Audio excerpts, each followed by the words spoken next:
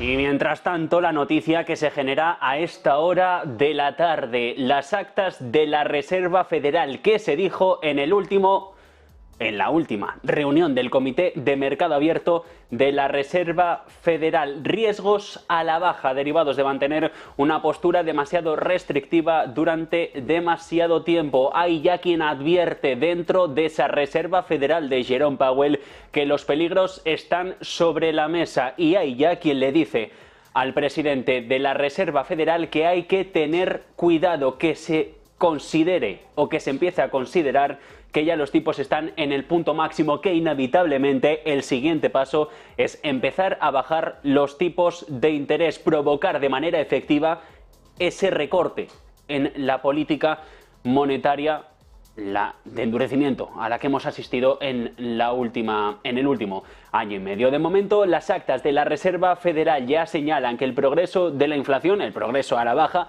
podría estancarse, y básicamente también se justificaría con los últimos datos que hemos conocido en Estados Unidos, con esa inflación de servicios, esa inflación de transportes, esos datos que sugieren que la presión de precios podría seguir al alza. Y las autoridades, los miembros del Comité de Mercado Abierto, siguen insistiendo dentro del seno de la Reserva Federal que no es considerado apropiado empezar a reducir los tipos de interés, que de momento no hay que relajar el endurecimiento monetario. ¿Por qué? Porque hay que seguir atentos a lo que pase sobre la inflación. Hay que comunicar claramente cuál es el enfoque, y el enfoque, le dicen los miembros a Jerome Powell, que básicamente es uno, el data dependent, el dependiente de los datos, de los números que les vayan entrando mes tras mes en función del empleo, en función de la actitud económica. Las perspectivas económicas, sobre todo en cuanto al mercado laboral, insisten las actas de la FED, han sido más sólidas que la proyección de diciembre. La incertidumbre sobre cuánto tiempo va a ser necesaria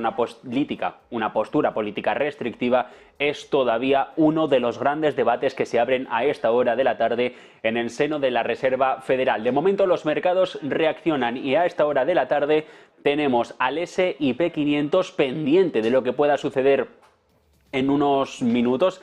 En 2 horas 15 minutos lo están viendo en pantalla con los resultados de Nvidia. De momento el mercado reacciona a esta hora. Actas de la Reserva Federal, Nasdaq 100 retrocediendo casi punto porcentual, 17.386 puntos. Nvidia lo tienen ahí a puntito de perder los $670 el barril, y entre tanto el S&P 500 también con un hueco bajista mucho menos pronunciado, 0,15%, no recuperando la zona de los 5.000 puntos. De momento el mercado reacciona a lo que se está diciendo. Actas de la Reserva Federal, les recuerdo, y según lo que se va publicando, porque son documentos de páginas ingentes con un valor económico y monetario también ciertamente importante para el mercado. Los futuros de interés a corto plazo en Estados Unidos se suman a las pérdidas, las ahondan después de esa publicación de las actas de la reunión del Comité de Mercado Abierto. Posibilidad de que haya un mayor avance en la reducción de la inflación, sí, ahí está, pero que puede llevar más tiempo del esperado. Pablo García, ¿qué tal? Muy buenas noches. Hola, buenas noches. Bueno, como estaba comentando, las actas de la Reserva Federal es más o menos el minuto resultado de lo que pasó en la última reunión, la de principios del mes de febrero. Es un documento ciertamente abultado, son muchas páginas, conclusiones que ahora mismo tenemos sobre la mesa. A medida que vayan saliendo más, así iremos contando que la inflación hay que tener cuidado porque podría despuntar y habría que estar atento a ello. Bueno, y eso ya lo sabe la FED, porque precisamente en noviembre el 3,1%, pasamos en diciembre al 3,4% y hemos vuelto en enero al 3,1%. Es decir, el proceso de desinflación está ahí, funciona, pero se está tomando un poco más de tiempo. Pero un poco más de tiempo no porque la FED pensara que este no es, digamos, el timing correcto, sino fueron los mercados que hasta hace tan solo 5 semanas daban una probabilidad mayor al 80% de que los tipos iban a ser recortados por primera vez en el próximo mes de marzo. Ahora ya las probabilidades de que eso ocurra son muy inferiores y ya nos estamos retrocediendo de nuevo al mes de junio. De hecho, los datos que tenemos de las expectativas de cortes de tipos tan solo apuntan a 89,5 puntos básicos en 2024. Eso significa que ni siquiera 4 recortes están ahora mismo el consenso esperando de 4 cuartillos, ¿no? Es decir, eso ha cambiado. Incluso en Europa estamos en torno a los 100 puntos básicos, 4 recortes, y lo quizá más alarmante es que en el Banco de Inglaterra ni siquiera esperan 3 recortes, están tan solo en 71 puntos básicos. Bueno, es verdad que la solidez de los datos macro, el mercado laboral, que seguramente estas actas están reflejando que, bueno, el mercado laboral se está enfriando, pero mucho menos. Ya hemos visto los jobs, los non-farm payrolls, los ADP, que muestran un mercado laboral todavía muy sólido.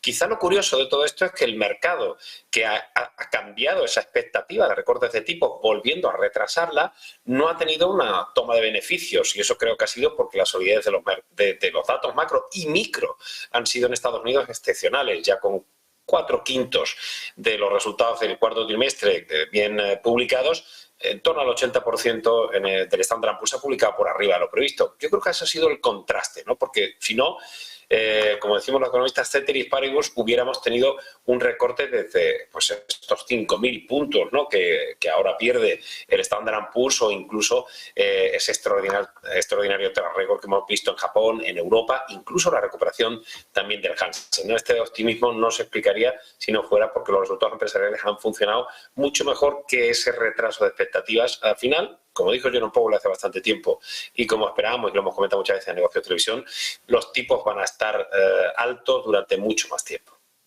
Bueno, estoy mirando a los contratos de futuros y ahora mismo se sigue insistiendo en que junio va a llegar el primer recorte de tipos de interés.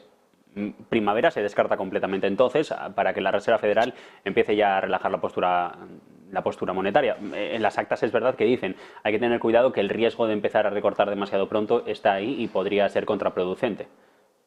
Claro, esa es la historia, que puedes hacer un wait and see. Si has tenido, y todavía tienen los tipos en máximos de 22 años, después de, obviamente, el easy money que hemos tenido, debe ser prudente. Y sobre todo porque los analistas financieros y los periodistas financieros, pues parece que tenemos que criticar per se al Banco Central.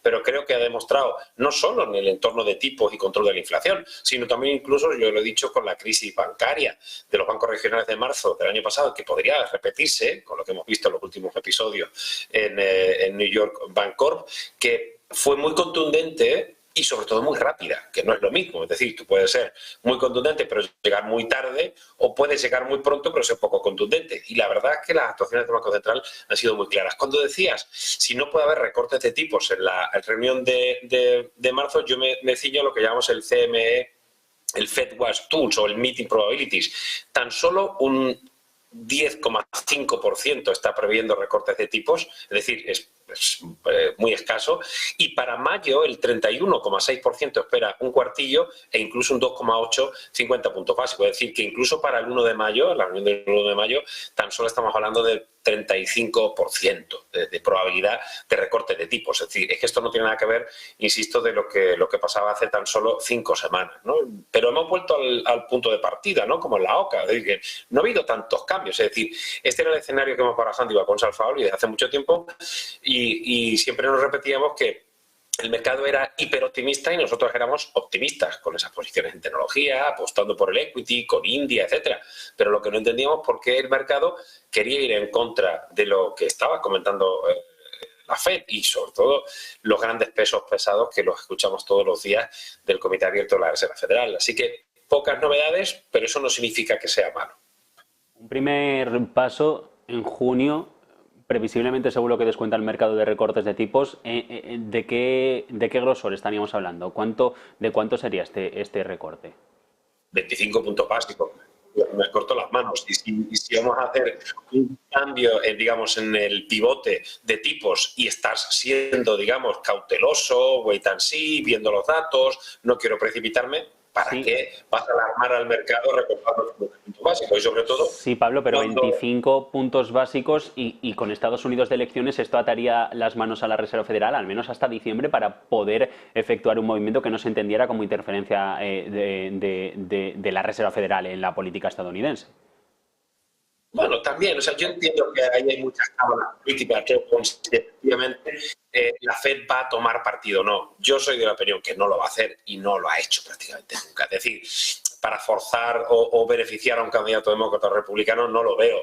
Es más, cuando estaba Greenspan en su momento, cuando nos decía si habían entendido lo que les he dicho es porque no han entendido nada, y cuando teníamos a Trichet haciendo esa barbaridad que hizo en 2012, subiendo los tipos de una forma inesperada, ahí había mucha más volatilidad y los traders eran mucho más felices. Pero ahora reconocemos que incluso también Christine Lagarde o el señor Bailey marcan un plano, trazan el dot plot de una forma muy, muy clarita. Es decir, que, oiga, si pasa esto, haremos esto, si pasa esto, haremos lo otro. Y es raro que se salgan del tiesto. En este caso es que es muy poco probable. E insisto, no han sido los comentarios de la Fed los que han cambiado las expectativas. Ha sido el propio mercado que, bueno, era más el querer ser que el ser. Porque Jerome Powell yo no lo he visto que haya cambiado prácticamente un ápice. Aunque, insisto, analistas y periodistas financieros intentamos buscar cualquier mueca, cualquier coma, pero en realidad creo que ha sido un mensaje muy continuista en los últimos meses y que simplemente el mercado ha ido ajustando sus expectativas. Pero una vez más hemos visto los datos de PMI, hemos visto los datos laborales, hemos visto los datos de actividad.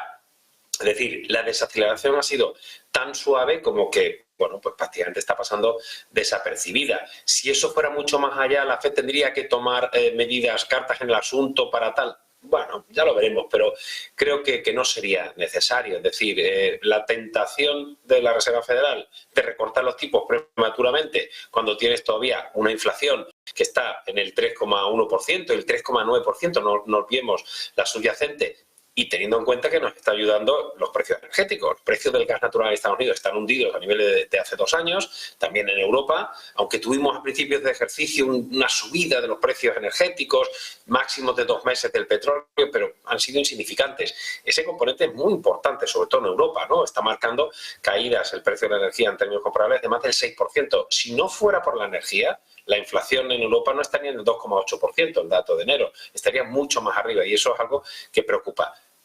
Conclusión, no creo que los bancos centrales, ni desde luego, vayan a tomar riesgos de anticipar recortes de tipos cuando no es necesario por el devenir de los datos.